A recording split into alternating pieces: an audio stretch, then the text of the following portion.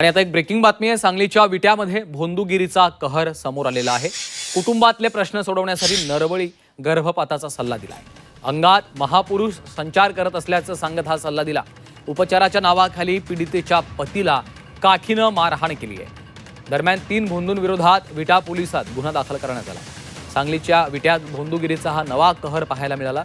3 भोंदूंनी एका दाम्पत्याला कुटुंबातले प्रश्न सोडवण्यासाठी थेट नरबळी आणि गर्भपाताचा सल्ला दिला। विशेष म्हणजे आपल्या अंगात महापुरुष संचार करत आहेत असं सांगत त्यांनी हा सल्ला दिला।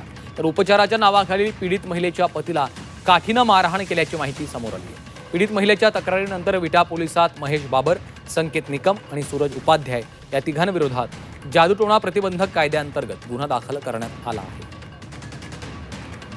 तिन्ही आरोपींनी त्यांच्या अंगामध्ये देवाचे अवतार असून अंगात दत्तगुरू, शंकर महाराज, चिलेबाबा, काळभैरव आणि छत्रपती शिवाजी महाराज यांचा संचार होत असून त्या अनुषंगाने ते सर्व संकटांना दूर करतात असं सांगून पीडित फिर्यादी महिला यांना अघोरी कृत्य करण्यास त्या अनुषंगाने पूजा, हवन, नरबळी, गर्भपात असं करण्याचे सल्ले देऊन त्यांच्या पतीला या अघोरी कृत्य करण्याच्या ह्यानं वेटाच्या कातीनं दुर्गाष्टमी आणि काल अष्टमीच्या वेळी मारहाण केलेली आहे आणि त्या होम हवन आणि अघोरी कृत्याकरता खर्च म्हणून पैसे देण्यास भाग पाडलेला आहे।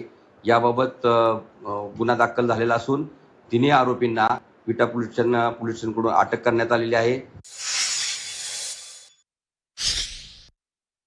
या गुन्ह्यामध्ये विट्यातील कडेश्वर धाम या ठिकाणी प्रचंड प्रमाणात लोकांची आर्थिक फसवणूक व त्यांना भीती घालून त्यांच्याकडून वेगवेगळ्या प्रकारचे अघोरी कृत्य करण्यास भाग पाडले गेले आहे।